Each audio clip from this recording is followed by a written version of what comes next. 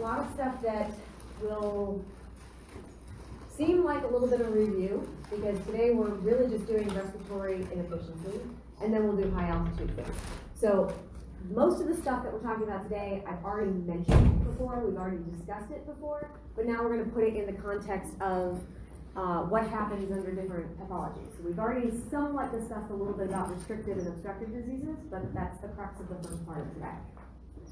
So, the first thing I want to start off with is looking at your static versus dynamic properties of the lungs. When we're talking about a static property, that means that that is just an innate property of the lung based on its structure, based on its ability to expand because of the integrity of the wall. This is something that is not during airflow. Okay, so when airflow is zero, when Q is zero, that's when we're talking about static parameters. So in this case, we're looking specifically at your alveoli is really the part of the lungs that plays the biggest role in your static properties. Your conducting airways, because their job is that convective air movement, this is going to be your, I guess, anatomical correlate for the dynamic component. Dynamic refers to any time you have any kind of airflow. As soon as Q is above zero, we're looking at dynamic properties. This is going to come into play when we start talking about obstructive diseases, specifically because the big constant is total airway resistance. That total airway resistance is going to have a big role in determining how much air is actually going to be moved in a single breath. For a static component, we're looking at compliance. How easy is it for your lungs to stretch? Have they lost any elasticity? Do they have a extra strong elastic recoil because of some kind of condition? The different pressures that we're going to look at specifically are your PTP and your PA. You guys remember that transpulmonary pressure equals alveolar pressure minus your intrapleural pressure? Transpulmonary pressure is a static component. At any point in the breathing cycle, your transpulmonary pressure is going to correlate with whatever the lung volume is. So when you have just finished expiration, transpulmonary pressure is at its lowest magnitude. As you increase lung volume, you're going to have a stepwise increase in transpulmonary pressure. It'll max out at the end of inspiration, and then you're going to see a decrease in transpulmonary pressure as your lung volume goes down. Okay, so there is a direct relationship between transpulmonary pressure and lung volume. So your PTP is actually something that will determine your lung volume. If it is halfway between its minimum and its maximum, then your lungs are going to be halfway through the total amount of air that they're going to be filled. That lung volume would be half of its maximum. Your alveolar pressure is what determines airflow. That's a dynamic component because depending on if that is negative or positive, right, because we're using this in centimeters of water, so barometric pressure at sea level is 0. So if alveolar pressure is -1, which way is air going to flow? Into or out of the lungs? Into, right? You're going from 0 to a negative value, so from high pressure to low pressure. So a negative alveolar pressure is going to determine which direction the air is going to flow. So it's a dynamic component because it's specifically determining airflow. All right? If it is positive, which way is air going to flow? Out, right? So when you take a breath in and that volume inside of your lungs before any air starts to move increases, the pressure is going to drop. It'll be lower than barometric pressure. That causes air to flow in. It's the alveolar drop in pressure that causes air to flow from high pressure to low pressure during inspiration. As soon as you relax that diaphragm and relax those external intercostal muscles, what happens to the volume in the chest cavity? It gets smaller. Decrease in volume means increase in pressure. That pressure is now above 1. Now you're going to have air flowing out because the air from inside your alveoli is now higher than barometric pressure. So these are things, as I said before, these are things that we've already talked about, but now we're going to talk about them in the context of how air is changing and how these pressures are changing during the respiratory cycle and what happens if you have issues. So the key parameters for each of these, your transpulmonary pressure is the pressure that we're going to be concerned about. It's directly correlated with a lung volume. Your alveolar pressure, this is a figure or a chart from the boron book. That V dot is your airflow. So when we were talking about flow before, it was Q in Guyton. It's V dot for your flow of air in the boron book. And it's the same Ohm's equation here. Flow equals pressure over resistance. On the bottom, we're looking at the two different types of conditions that we're going to talk about today. And they have a major impact specifically on one of these two types of parameters. If you're looking at something that is a restrictive disease, that affects a static component. That means that the lungs itself is not as compliant, or maybe the chest cavity is not as able to move. You could have skeletal problems or neurological problems, anything that causes a restriction in the ability of the lungs to inflate. When we're looking at obstructive diseases, that has to do specifically with the dynamic component because the problem is with the movement of air. Okay, it's not a problem with the integrity or the ability of the lungs themselves or the thoracic cavity itself to change size to accommodate any kind of lung volume change. It's a problem with the ability to move air.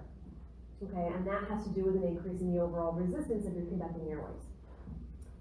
Any questions on your static versus dynamic properties yet? Okay. So, first thing I want to do is do a quick summary of the overall breathing cycle and how all of these parameters are going to change during the breathing cycle.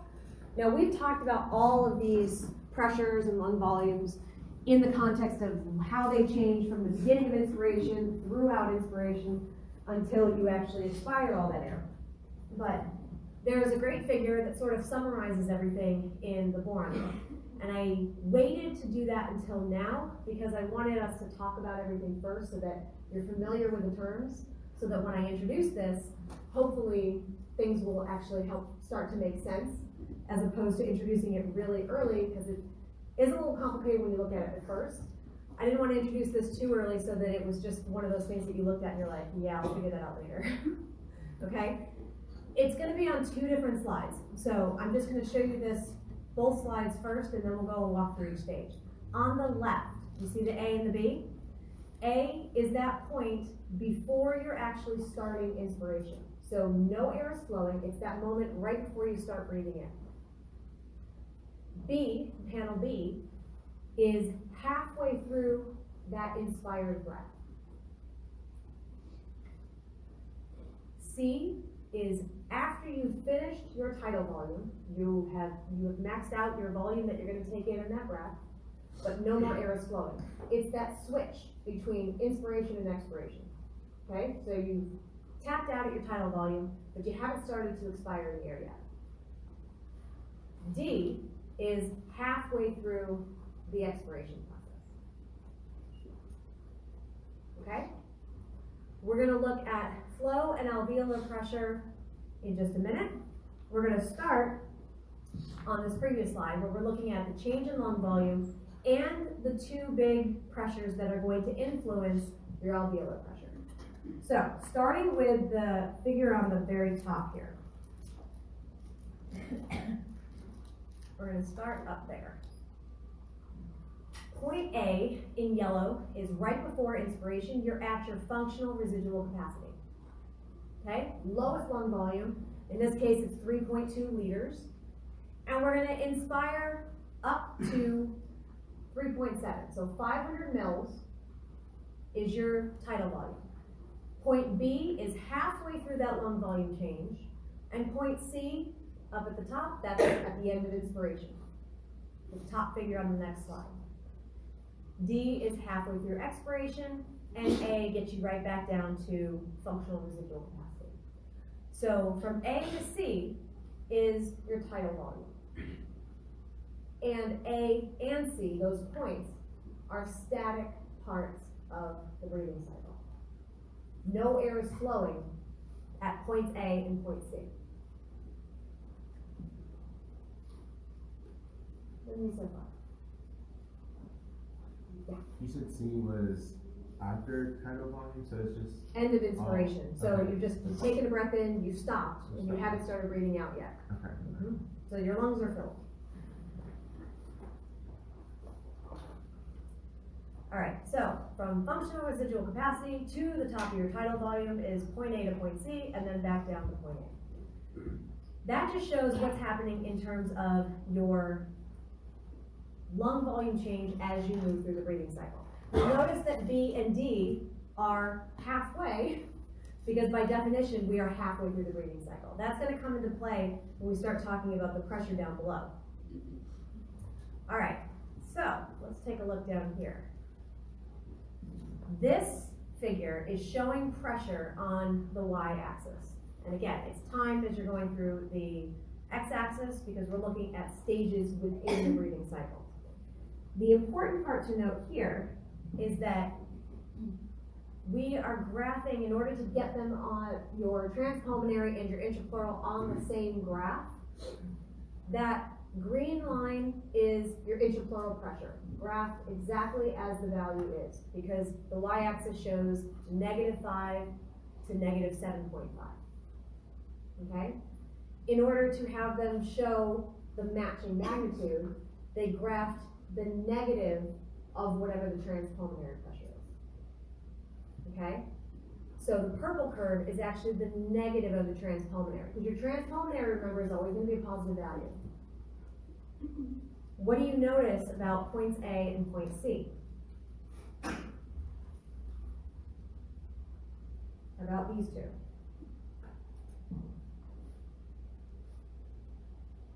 Transpulmonary and intrapleural. Are they different? Magnitude's the same, right?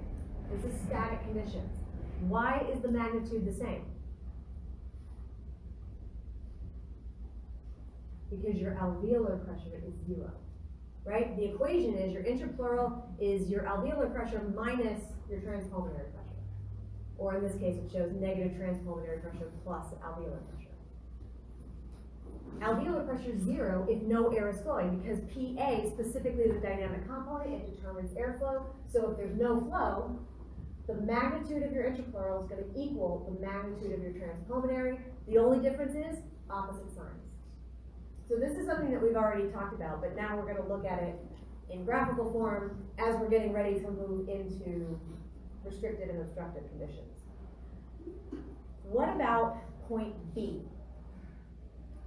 Point B is different for these. Point B for, we'll do it in the correct color. Point B for transpulmonary and point B for your intrapleural.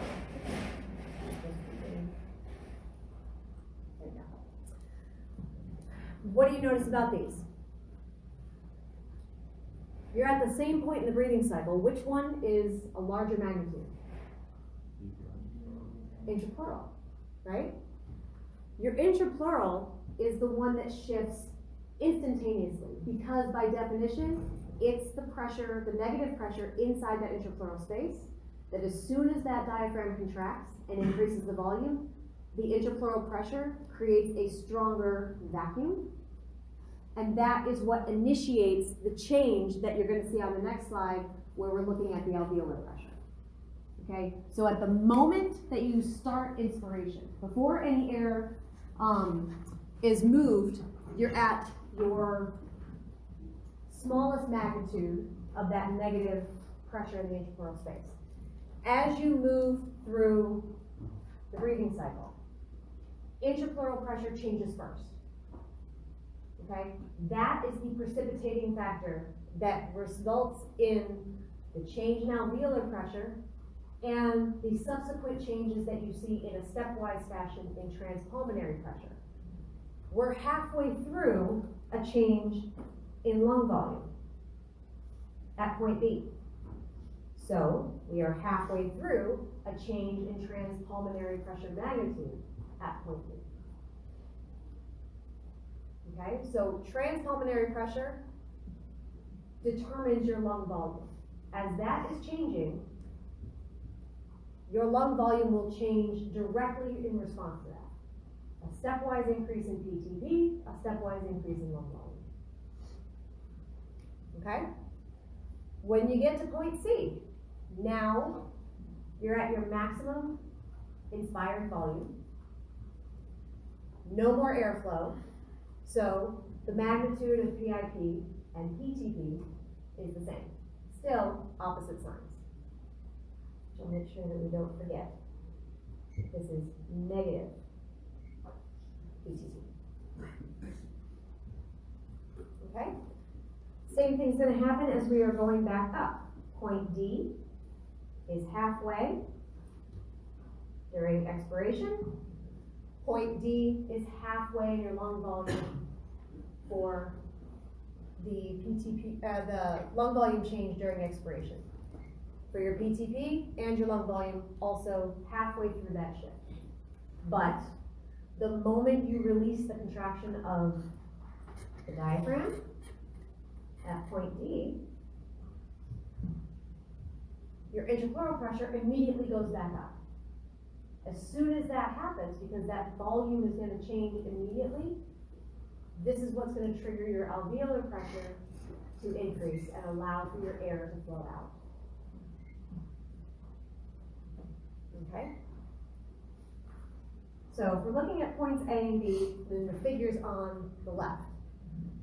You have your values shown in the equations here, but you can look at all of them up here. We have our barometric, we have our transpulmonary, we have our intrapleural, and then we have our alveolar. And they're going to show up in the same positions for each one of these.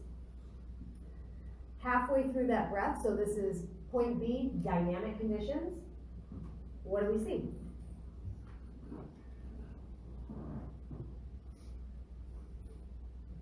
How has alveolar pressure changed?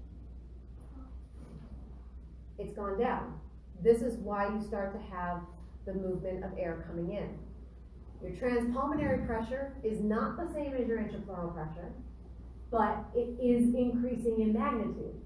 Because air is flowing in, it is increasing that transpulmonary pressure in response to that drop in intrapleural pressure.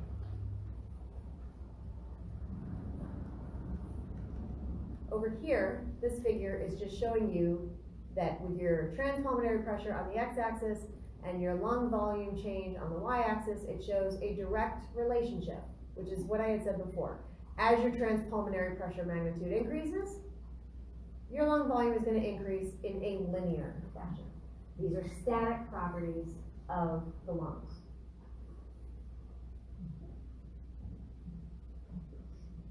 There we go. Not too bad. Okay. So, point C and D, this is what I had showed in the very beginning when we started talking about this. This is halfway through expiration for point C. Point D is at the end of expiration, you're back at your functional residual capacity. So, since we are, once again, halfway through our expiration in point D, but we are at our max volume, we have no more air flowing. So our alveolar pressure is once again going to be 0 at point C. So A, C, and A, for your alveolar pressure, they're all 0 because no air is flowing. If air is going to flow in, you see that you have that lower or more negative alveolar pressure. Once the diaphragm and the external intercostal muscles relax, you'll start to see an elevation in that alveolar pressure, which will start to come down as air is beginning to flow back out. Okay? It's always high pressure to low pressure. If you want air to come into the lungs, you got to drop the pressure in the alveoli. If you want pressure to flow out, you got to increase the pressure above 0. You'll notice that your alveolar pressure, which is what is here on the left, on the top, the flow is the graph on the bottom. They're the same. Your alveolar pressure determines which direction and the rate of airflow. However your alveolar pressure is changing, air is going to flow in direct response to that. So these two charts are going to be reflective of each other. But the alveolar pressure is the triggering factor. Okay? For this one, we're looking at, for the chart here on the dynamic side, let me just highlight that right there. We're looking at the point 0, which is your A and your C, so no airflow. PA is your X, your flow is your Y, and the slope of that shows the inverse of the resistance. What we're looking at here is that negative value for your alveolar pressure and your negative flow because it's being drawn in. D is that positive alveolar pressure and a positive flow rate because your air is flowing out. So those are your dynamic components. So the direction of airflow is determined by the alveolar pressure, Yes. and the alveolar pressure is determined by the change in intrapleural pressure caused by the movement of your diaphragm. Yes. Okay. Diaphragm movement, change in volume causes intrapleural pressure to drop, which also then precipitates a drop in your alveolar pressure. That dictates which direction your air is going to flow. Transpulmonary pressure is just the pressure that happens across the wall of the lungs themselves, which determines in direct relationship how expanded or contracted those lung alveoli are going to be. So, I have a feedback question. Was it more helpful to do this delayed than earlier on, after we'd already talked about this? Okay, that was my thought process, but I wanted to make sure it was received the right way. And I wanted to make sure that delaying this wasn't a bad idea. So this was helpful after we've already talked about it, to have it as a summary? Okay, good, thank you, I appreciate that. All right, so that's our summary of the breathing cycle. Now we can start talking about diseases. So, on this figure, we're actually looking, this is again one of the boron books, because as I said, I think numerous times, boron is the book of choice for a lot of figures that have come from the respiratory unit. We're looking at lung volume on your x-axis and total airway resistance on the y-axis. Specifically, which parameter are we discussing, static or dynamic? We're talking airway resistance.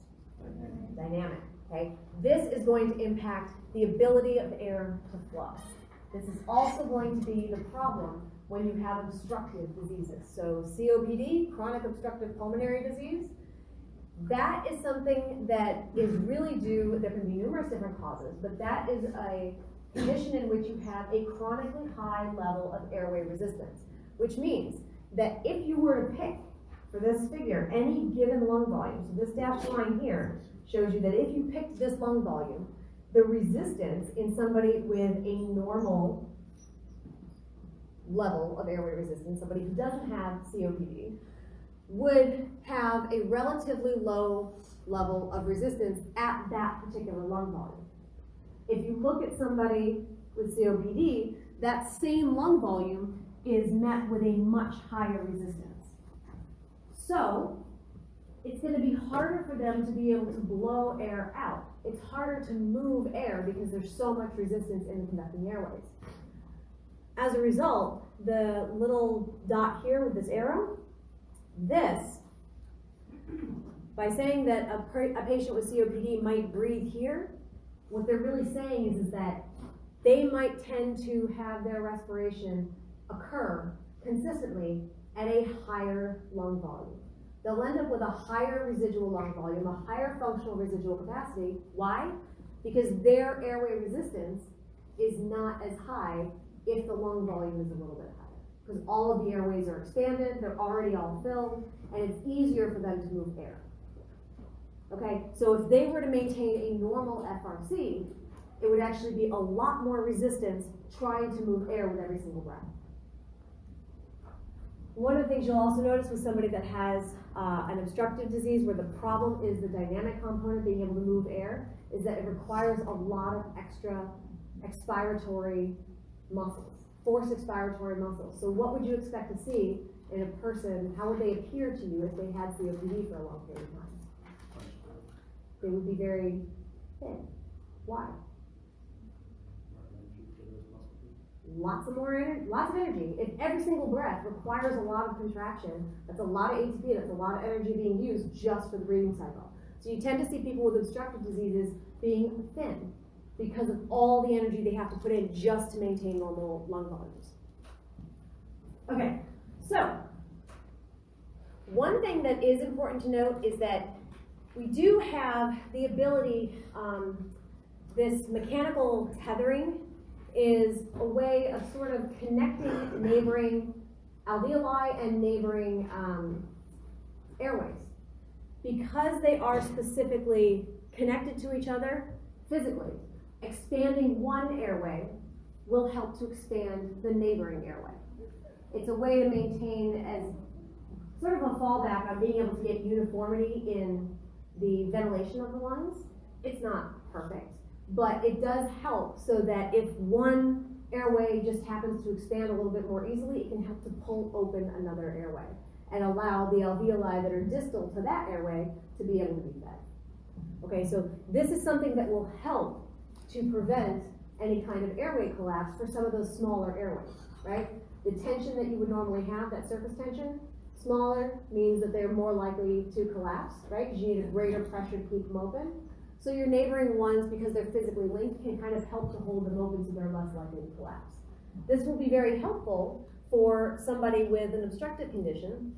It's not perfect because you will actually still get, depending on the degree of the progression of the disease, you can still get airway collapse, and that will increase the overall resistance. So, what's the effect? All right, now on this graph, we have a couple things I wanted to point out. On your x-axis, we're looking at your time. We're specifically looking only at inspiration, so we're just breathing in here. Your y-axis is your change in lung volume, okay? If you're looking at the brown curve, this is just your normal inspiration. For about 2.5 seconds, you go up a full half a liter, all right? What this is showing is that if you don't have any problem with airway resistance, you end up with most of your inflation occurring very early on in that 2.5 minute breath. Tau is this number, this value up here. Your normal tau, by definition, is your time constant. Your time constant means how long it takes to get a change of 2/3. So you change in lung volume every 0.2 seconds, you get 2/3 of whatever is left in your air volume. So you'll get from 0 to 67% in 0.2 seconds. In 0.4 seconds, you get all the way up to 86%. In 0.6 seconds, you're already up to almost 95%. So most of that airflow is happening very early on in inspiration. There's not a whole lot of change in lung volume as you get further out during inspiration, unless you have a problem moving air. The purple curve is showing what happens if you increase resistance. In this case, they've increased it 5-fold, which means that it now takes a full second before you ever get to that 2/3 filled point.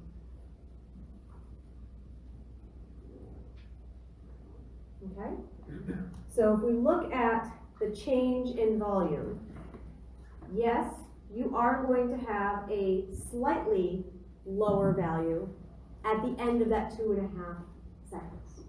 What does that mean for somebody with obstructive diseases? It means, given enough time, they can move enough air for a normal tidal volume. If you breathe slowly and deeply, you can still move that 500 mils. But it takes a lot longer. So if you increase your breathing frequency, there are fewer seconds per breath, you get less air movement. If you get less air movement in terms of your total tidal volume, what does that mean for the fresh air that's actually getting into your lungs?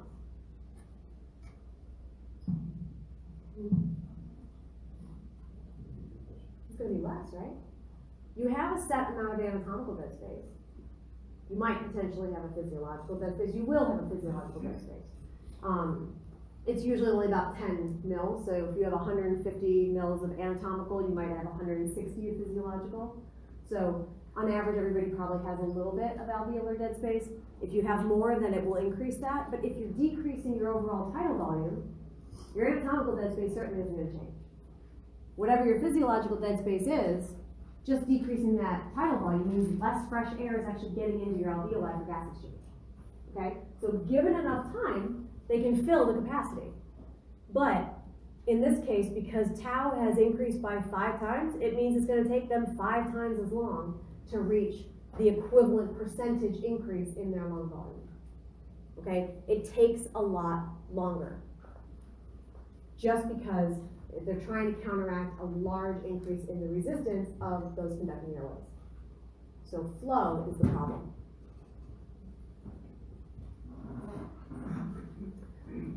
This is basically a graph of what I just said. The change in lung volume on the y-axis, the frequency in terms of breaths per minute on the x-axis. So this goes along looking at the figure from the previous slide. We still have the same tau. Your brown is going to be your normal value. Your purple curve is going to be your high increased resistance curve. Now, a normal breath per minute is about 12. That's the green chart. So if this is your 12 breaths per minute, that's what you would see. If you increase your breathing frequency, and you have the blue, these curves, that's going to be here. Sorry. Okay? The faster you breathe, the less air that somebody with COPD or any kind of obstructive disease is going to be able to move. Their tidal volume is going to go down drastically the faster their breathing rate is, because there's less time to get the air to counteract all of that airway resistance to increase your lung volume.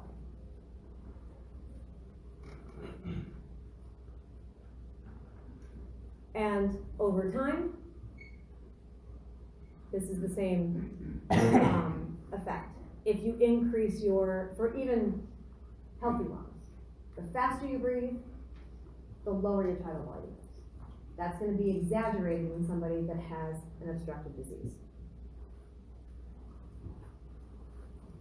How do we feel about resistance so far? Pretty good? All right. Now let's compare it to restrictive. What happens to the amount of volume that you can move during a breath? So again, time during inspiration, this is 2.5 seconds. We're expecting about 12 breaths per minute. What's going to happen if you have a restrictive disease? Your compliance has dropped. In this case, it's dropped by half. So first of all, not only is your initial volume going to be lower, because you have trouble expanding in the first place, but the biggest change is that you can't expand during that breathing cycle.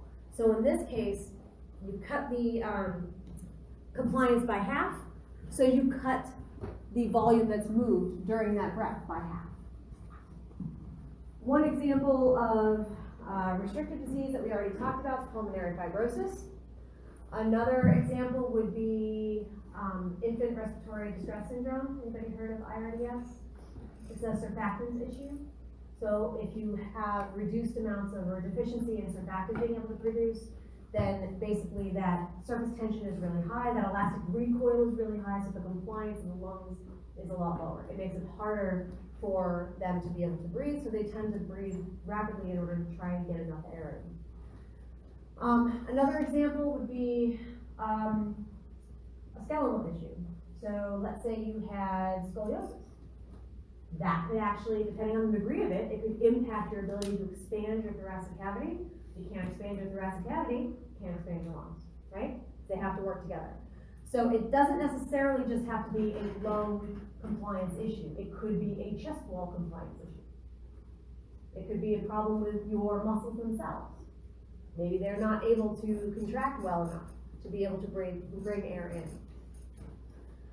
But at the end of the day, something that is considered restrictive is a problem with bringing air in during inspiration.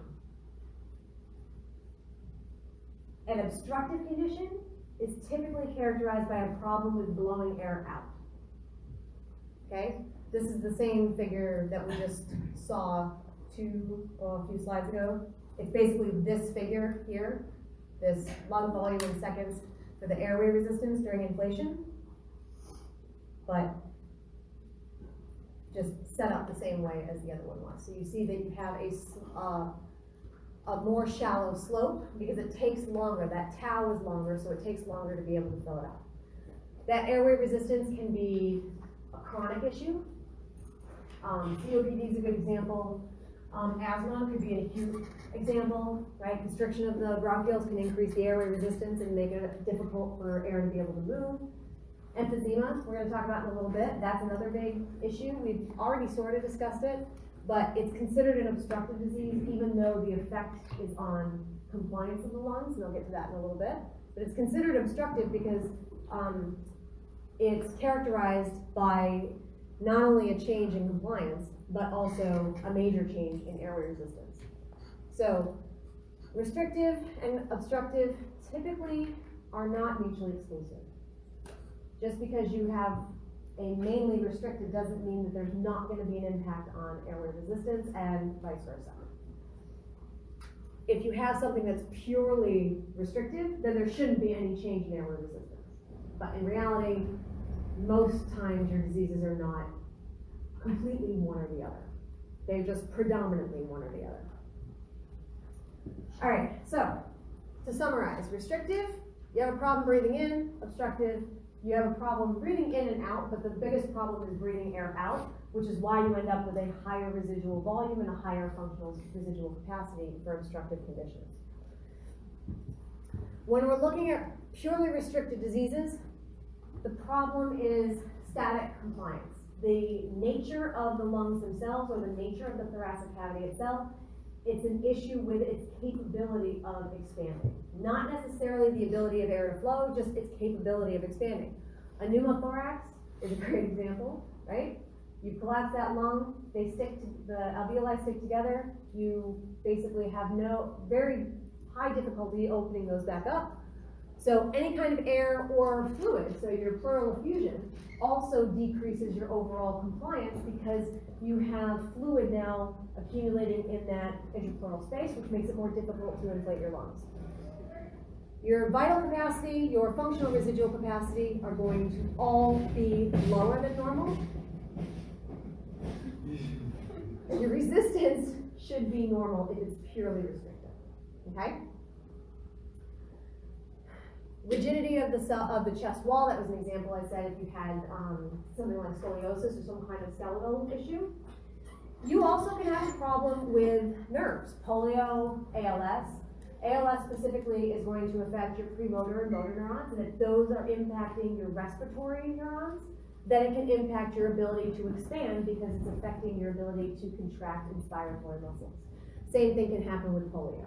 So it doesn't necessarily have to be a lung or a chest cavity physical issue. It could be a neurological issue that's involved in triggering those inspiratory muscles. Asbestosis, that's asbestos in your lungs. It's similar to pulmonary fibrosis. It actually physically changes the ability of the lungs themselves to expand because of these fibrous, no, I wouldn't say tissues, these pieces of fiber that are stuck inside there that make it difficult for it to expand. So, which part of the body is affected, the anatomy? It's either your thorax or it's the lung tissue itself, the parenchyma. You can't breathe in, you end up with a decrease in overall compliance, and the volumes and capacities themselves are all going to shift to a lower value.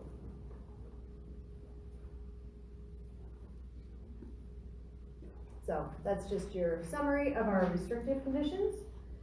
When we start talking about obstructive, this is an issue with an increase in resistance. If you have bronchitis, bronchitis is also characterized by constriction of your airways, your conducting airways. That can be an acute case or it can be a chronic case. But both of those are going to obstruct the ability for airway to move. So you can have contraction of those smooth muscles in response to infection, in response to even inspiring something, aspirating something. If you have your bronchial walls a little too thick, that can also decrease the overall radius. A smaller radius, increased resistance. The lumen, if you have any kind of obstruction, because you breathe something in, that's gonna block the ability of air to pass, but excessive secretions, so pneumonia, or a chest infection, so you have some kind of really bad cold, you've got a lot of mucus being produced, that's also gonna decrease your radius. The part I wanna talk about that's actually outside of your airway is the destruction of the lung parenchyma. That is your emphysema, okay? If you were to look at a normal lung compared to a lung that has emphysema, what's actually happening is because of chronic activation of your macrophages, which will recruit your neutrophils, and those guys do a really good job of releasing some elastase, which unfortunately can break down the elastin in your own parenchyma, not just as part of the attack of trying to remove the debris or the infectious agent, but most likely it's the irritant. Typically what's going to cause emphysema? Smoking, right? That's a big, big contributor. The presence of all of this elastase means that you are actually getting rid of most of the elastic recoil, which means what happens to your compliance? It's going to go up, right? If you have a very strong elastic recoil, your compliance is pretty low. It's hard to stretch. In emphysema, your compliance actually skyrockets because your elastic recoil in some parts of your lung is basically non-existent. So you get what's called a floppy lung, okay? What's the problem with a floppy lung? Your airways are going to collapse, your alveoli are going to collapse because they don't have the integrity of having a strongly developed lung parenchyma that's broken down. You lose all that compliance, that elastic recoil, they tend to collapse on themselves. So if you were to do a forced expiration, more of those smaller airways and alveoli might collapse, and as we know from when we talked about pneumothorax, it's really hard to open a previously closed airway, okay? So it's technically a compliance issue, but instead of reduced compliance, it's actually very high compliance. And that high compliance, because of the destruction in the integrity, means more airway resistance because it's more likely to collapse those vessels, or those airways. So chronic bronchitis would be an example, chronic constriction of the bronchi. Emphysema, you could also have both. These are contributing factors to your COPD. Any kind of obstructive disease, always affecting airway resistance. This is not going to affect the alveoli specifically, it's really affecting the airways themselves. You have a problem breathing out, and you're going to decrease the overall movement of air, which means your residual volumes and capacities are going to be higher. But the overall air that's moving is going to be lower. So graphically, very quickly, it might seem a little counterintuitive if you see that constricted lungs are over here on the right and your obstructive is on the left, until you look at the fact that this is backwards. Okay, so this is your high lung volume. It's actually showing a decrease in lung volume as you go to the right. Red curve here shows what your normal lung volumes are going to look like. You have lower lung volumes in general from residual all the way to total lung capacity if you have a purely restrictive disease. You will have higher values if you have a purely obstructive disease. Okay? Because the problem is getting air out, not getting air in. The last thing I want to talk about before we move on to high altitude is your forced expiratory vital capacity. So the FVC just is the amount of air that you can force out in a single breath. So you breathe your air in and you force out as much as you can. FEV1 up here, this is your normal condition. FEV1 means the forced expiratory volume in 1 second. So how much air can you move in that first second of your forced expiration? Your forced vital capacity is take as deep a breath in as you can, and then force as much out as possible. However much you force out in that first second, compared to the total amount you force out, tells you your ability to move air. That ratio should be around 80%. You should be able to move 80% of your air in that first second of that expired breath. If you have an obstructive condition and you have a very high increase in your resistance, that FEV1 will drop, which means the ratio will drop. Given enough time, they can still move the same amount of air. It just takes longer.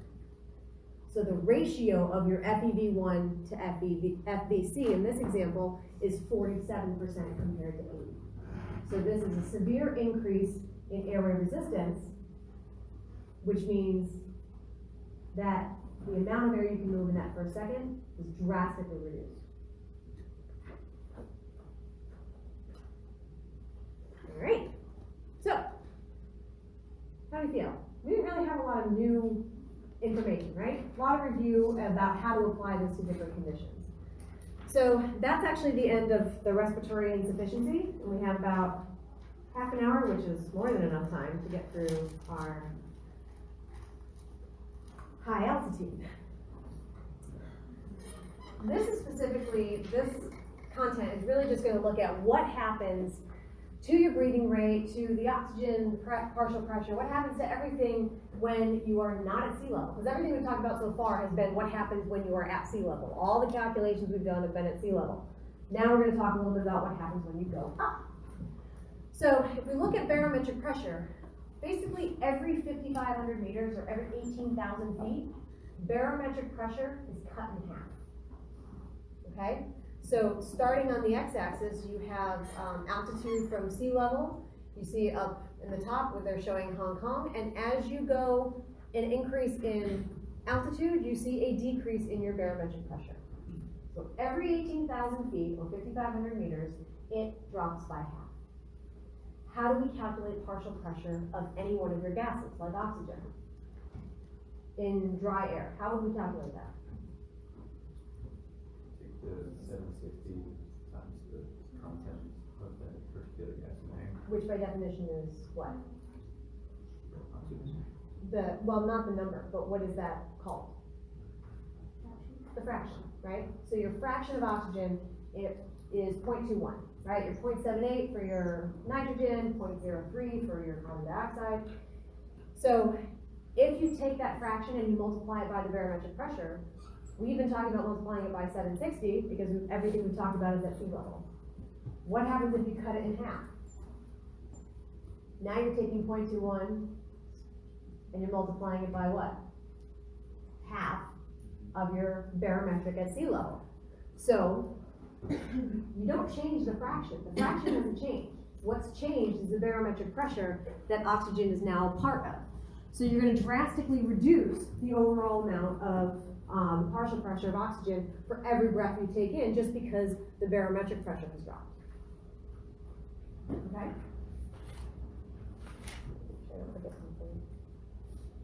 Okay. When we're looking at the specific changes in partial pressure, if you're starting with our sea level, these are the values at the top that we've already talked about. We've already discussed what happens at sea level. We have our standard 760, 159 for dry air. We're looking at 100 after you have equilibrated with the blood, and it's not showing up there. All right, so roughly a saturation of about 97%. As you increase in your altitude, as your altitude goes up, the barometric pressure is going to go down, which means 0.21 times these values here in this first pressure column now give you a much lower percentage. So once you're at 30,000 feet, you've gone from 160 in your dry air down to 47 millimeters of mercury. That's a significant drop, okay? That's your transoceanic flight. That's why we pressurize our cabins. In the alveoli, it's even less. Why? Because of the water vapor. You're still humidifying that dry air, so you still have to, there we go. So you still have to subtract that 47 millimeters of mercury from, in this case at 30,000, 226 minus that 47, then you can multiply it by the 0.21 for your oxygen. That means that because your oxygen partial pressure is so much lower, the saturation in your hemoglobin would be a lot lower. Specifically because you are on a different portion of that oxygen hemoglobin dissociation curve. Okay?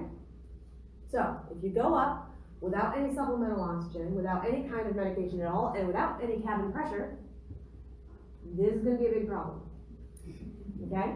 Normally, we are going to pressurize our cabins anywhere between the equivalent of 5,000 and 8,000 feet above sea level, depending on if it's a transcontinental flight or a transoceanic flight, which you fly higher over the oceans. Mount Everest is just shy of that 30,000 at the peak. So what would happen if you were breathing air versus breathing pure oxygen? So let's say you decided to carry a tank with you everywhere you went. The further up you went in altitude, this is thousands of feet, you would be able to have saturation higher if you were breathing from a tank of pure oxygen. But it's still going to decrease as you go higher up, depending on what is happening to the amount of gas exchange and the amount of CO2 that's being utilized. So the percent saturation will be improved if you do bring oxygen. So one of the things that also would happen in people who have COPD, one of the problems is if you can't move as much air, you tend to have a lot more residual air, which means a higher amount of CO2 mixing in with the air that you're breathing in, right? If you normally live at sea level and you fly, maybe you don't normally need oxygen at sea level, but even though you're pressurized, you're still pressurized between 5,000 and 8,000 feet above sea level. So sometimes people with respiratory conditions might actually need oxygen on airplanes if they don't need it when they are actually on the ground, okay, because of this decrease, even in a pressurized situation. All right, so we have varying levels of height. I just picked a few. So if you go up to British Columbia and you go up to Whistler Blackcomb, which, has anybody ever been? Oh, it's not this here. I've always wanted to go, it looks really neat. That's about 5,000 feet above sea level. What about Machu Picchu? So how did you get to Machu Picchu? Where did you fly into? Cusco, and then take the train. And you flew directly into Cusco? That's good. What is the difference in altitude between Cusco and Machu Picchu, higher or lower? It's higher. It's higher. A lot of times when people are traveling, if they are starting to do a travel where they're going around Peru first or afterwards and then they're going to go to Machu Picchu, you fly into Cusco, which is like 11,800 feet above sea level, something like that, but you come from Lima. Lima's at sea level. So flying from Lima to almost 12,000 feet above sea level would require a good day or so to acclimate yourself to that new altitude. Then you actually go down to about 8,000 feet above sea level to where Machu Picchu is. 8,000 feet above sea level is around the time that you would start seeing, or around the height that you would start seeing altitude sickness. Okay? Altitude sickness can start to present starting around 8,000. So it's usually a good idea not to fly in and then climb that day. Give yourself a day before you start to actually do that climb. How was it though? I've never been there. Lots of places I want to go. This one I've actually been to. Kilimanjaro is the highest independent peak in the world. It's also the highest one that is in Africa. It's at 19,300 some odd feet above sea level. It's not as high as Everest, but it is the highest independent peak in the world. Your extreme altitude would be by definition something that would be on par with where your planes are. Most intercontinental flights are actually lower than the peak of Everest over in the Himalayas. So we're usually hovering around 20,000.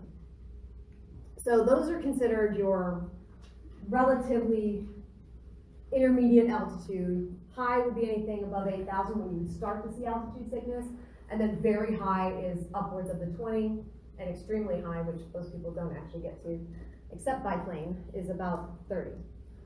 So, acute mountain sickness is something that's gonna happen if you recently increase your altitude by anywhere from 8,000 or feet or above sea level or higher.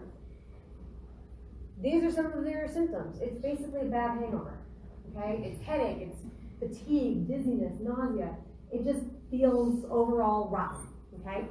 It can affect your ability to sleep, but it's because of that acute change and the change in the partial pressure of oxygen that you're breathing, your body's gonna need to take some time to adapt to that. How is it gonna do it? It's going to work with your receptors, but starting with a pressure that is going to drop below, sorry, I don't know why this isn't working, it's really starting to bug me. Okay, there we go. All right, so if it drops below, the partial pressure of oxygen is below 60. It should be, of the air that you're breathing in, about 160. By the time it gets into your lungs, you're looking at about 149, 150. If the arterial, which should normally after gas exchange occurs, be 100, if it drops below 60, then it's going to trigger these effects. That is the hypoxemic initiation to increase your ventilation rate. Now, what happens to central chemoreceptors in this particular condition for somebody who's just changed altitude? Will you trigger central chemoreceptors?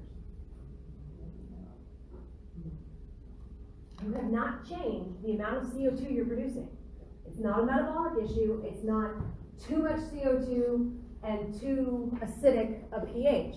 The problem is strictly a drop in the amount of oxygen coming in per breath. Okay? And your central chemoreceptors are only sensing pH changes and partial pressure of CO2 changes. So, what's getting changed? What is being used? It is your peripheral chemoreceptors. These are the ones that are triggered when all you have is a drop in oxygen. That will be in your carotid bodies, your aortic bodies. They will sense a drop in partial pressure in the arterial circulation. As long as it gets down to below that 60 millimeters of mercury, it will trigger those peripheral chemoreceptors. That goes into your medullary respiratory center, triggers an increase in ventilation, and as you speed up the rate at which you're breathing, you're blowing off more CO2, you're bringing in more oxygen, and you're going to be able to bring up that arterial PO2. Okay, so that's why you tend to hyperventilate as soon as you get into an area that doesn't have the normal amount of oxygen that you're used to in the air. All right, these next two figures actually come from, it's from a renal paper actually. So, but I thought they were really good because they summarize very well what is actually happening under hypoxic conditions, because that's really what's going on. You are in a condition where the air you're breathing has a lower overall amount of oxygen. That's going to cause tissue hypoxia. So hypoxic tissues is going to stimulate your peripheral chemoreceptors, and that hypoxic ventilatory response, that is the technical term for that increased ventilation due to hypoxia or hypoxemia in your blood, okay? One of the things that will happen as a result of that is you're going to have an elevated ventilation is going to help increase your diffusing capacity, your alveolar O2, and your oxygen delivery to the tissues. It's also going to drop the CO2 in the alveoli, and you'll end up with a low carbon dioxide. So hypocapnia means low carbon dioxide, and alkalosis. Why do you get alkalosis? Because you're dropping the CO2. So if you don't have a lot of CO2, it's that carbonic anhydrase mediated equation, right? CO2 plus H2O. In the presence of carbonic anhydrase gives you carbonic acid. That dissociates into protons and bicarb, okay? So if you have less of the driving force for that forward direction, then you have fewer protons, and you will end up with an alkaline pH. What's going to happen? Once this happens and you actually have alkalosis or hypocapnia, that will help to inhibit from your central respiratory chemoreceptors. Okay? That'll inhibit that as you start to slow down that hypoxic ventilatory response. It'll slow it back down as you start to try and balance out. The other thing that will happen is now, because you have alkalosis, one of the things that your kidneys can do is they can compensate for that. You've increased your ventilation rate, so now you've created an alkaline environment. Your kidneys can account for that and try to bring your pH back down to normal by excreting excess amounts of bicarbonate. By removing more base from the body, it can help to counteract the fact that breathing really rapidly is causing your pH to go up. We're going to have a whole lecture on acid-base balance at the end of the renal system, but this is the first introduction that we have on how you get a pH problem from one system and a compensatory mechanism from another system, okay? So your kidneys will try to compensate for that pH change by getting rid of excess bicarb and conserving what hydrogen it has. Yeah. Yeah. But, is that enough? Like, so if someone is in a high altitude, and you've been up there, is your kidneys, like, is that enough to really, like, compensate for the alkalosis? Or is there other, like, mechanisms that need to kick in to help with that, like, giving them more O2, or, I don't know, giving them some kind of drugs or something? So it depends on how long you've been and how severe the issue is, but that's a good question, because there is one, there's a medication that a lot of climbers will take if they're going up to high altitude called acetazolamide. It's a carbonic anhydrase inhibitor that actually promotes the excretion of more bicarb from the kidneys, and they will take it before they get up, and so it sort of helps to stave off this, helps them to acclimatize a little bit more rapidly, because they're taking something that helps to promote bicarb excretion, and that will increase what the normal response will be from the kidneys. That will normally do this, but you can expedite the process by giving them a medication that promotes bicarb excretion. So acetazolamide is an example of that you can do. All right, so that's the feedback response for hypoxia that would happen just from the effects that it would have on your breathing cycle, and then the blood gases that you would have, and how the kidney would compensate for a pH change. Hypoxia also causes a change in the content of your blood, as well as the overall structure and, I guess, density of your vasculature. So one of the things that'll happen is you will get erythropoietin and red blood cell production increasing in order to try and ramp up the amount of hemoglobin. So if you have a low amount of oxygen for the amount of hemoglobin you have, what's one way that you can increase the amount of oxygen carrying capacity? You increase the amount of hemoglobin. What happens if you increase the hemoglobin and increase the red blood cell?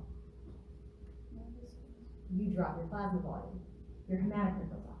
Okay, so you could end up with an issue of elevated viscosity. Okay, so you could end up with hypertension because of too much more viscous blood, polycythemia. But this is one of the adaptive processes that you would have under a hypoxic condition. The other thing that's going to happen is you'll get angiogenesis. So more capillaries will be generated because this hypoxia-inducible factor 1 alpha, so HIF1 alpha, is something that is released. It's a transcription factor that will stimulate vascular endothelial growth factor. It'll also stimulate fibroblast growth factor to try and produce more blood vessels.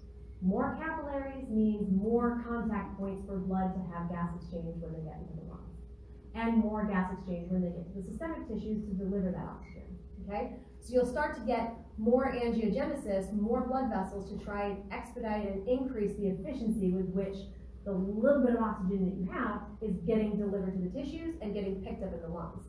The other thing that will occur is you'll have an increase in production of mitochondria, myoglobin, and your cytochrome oxidase. Why are you going to do all this? Increase amounts of ATP. Okay, you're still going to need a lot of ATP for all of the contractions that you're going to have for any kind of breathing. For the use of what little oxygen you have, you want to maximize the ability to utilize that all available oxygen due to that lower oxygen tension. So not just changes in respiration that will change content of blood, but also changes in vasculature itself and the content of your blood to allow it to maximize or increase its oxygen carrying capacity. So this figure actually shows sort of a summary of what happens if you are in an environment where you're at a high altitude and you have a low partial pressure of oxygen. So the immediate response would be that you would stimulate those carotid bodies or aortic bodies. The result would be that you would have an increase in ventilation, and because you're increasing ventilation, you will end up with what's called respiratory alkalosis. That's because the breathing cycle is the cause for that drop in PCO2. So your alkalosis is directly due to a lack of CO2, and that lack of CO2 is because you're breathing faster than normal, okay? So you will have an increase in the affinity of hemoglobin for oxygen under these conditions. So remember the oxygen dissociation curve? If you're alkalose, if you're in an alkaline environment, it shifts to the left, you have a higher affinity, so you have actually better oxygen loading occurring at the lungs as a result of this alkaline environment. After a few days, one of the things that's going to happen is you are going to see an increase in DPG or BPG, depending on what texture you use. That di or bisphosphoglycerate is an intermediate from what metabolic process? Glycolysis. Glycolysis is going to be able to produce your ATP, should be able to lead into the TCA cycle and oxidative phosphorylation if you have enough oxygen. If you don't, how do you get more ATP? You ramp up glycolysis. Okay? So in a few days, you'll start to see an increase in glycolysis inside of your red blood cells. That's going to have a decrease in the affinity at your tissues, okay? So that your hemoglobin has a lower affinity for oxygen. That again shows that you are actually at the tissues, you're going to have a shift to the right of the hemoglobin dissociation curve. So that's going to increase the ability of oxygen to get into the tissues once the blood reaches there.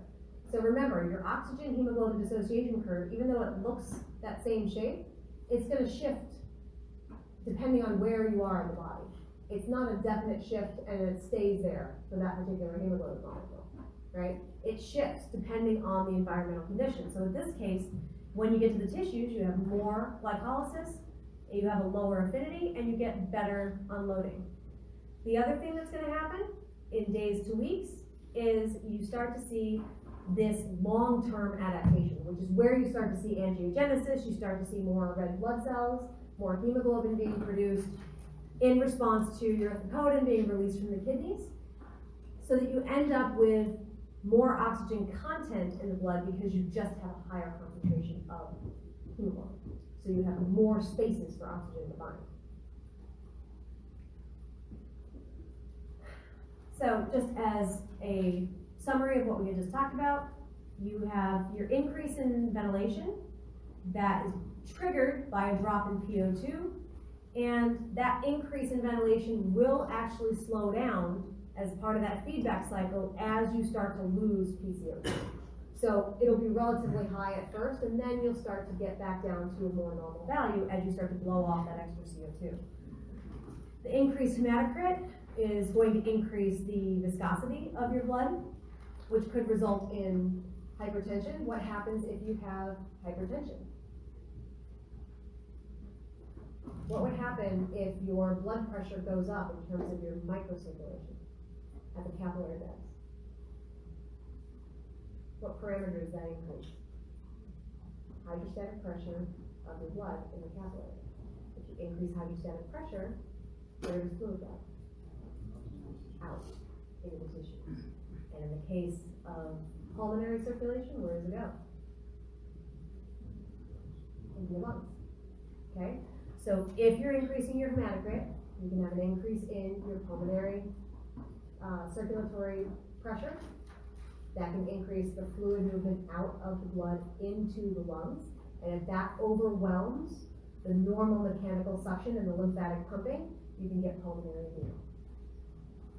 Okay? The increase in diffusing capacity and the increase in capillarity, that has to do with the angiogenesis that we talked about before.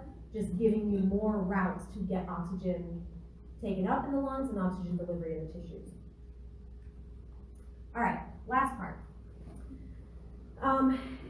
They always tell you to put your own oxygen mask on before helping your child with theirs, or helping anybody else. The reason for that is, it's actually a very good piece of advice, for this exact reason. You can't help anybody if you are unconscious. There was a flight from Larnaca to Athens, it was Helios Flight 522. If you look it up, it was a pretty famous plane crash that was specifically the result of a loss of cabin pressure.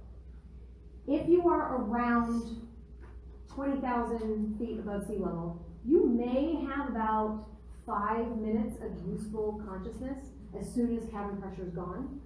When you get to about 30,000 feet, which is where a lot of flights are, you're down to maybe a minute. So the second cabin pressure gets lost and those oxygen masks come down, that's the first thing you do. I don't care what you're watching. You pause your Netflix and you put that mask on, okay? Because you're not going to know anything else after that point anyways. So this is what you do. You put that on immediately because you have maybe a minute before you pass out.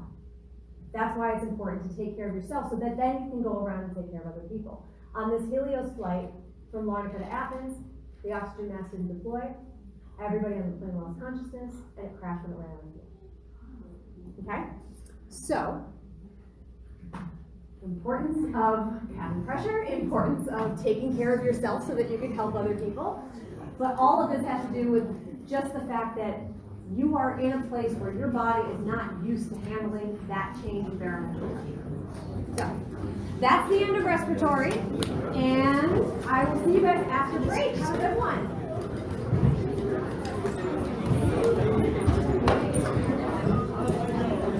Thank you.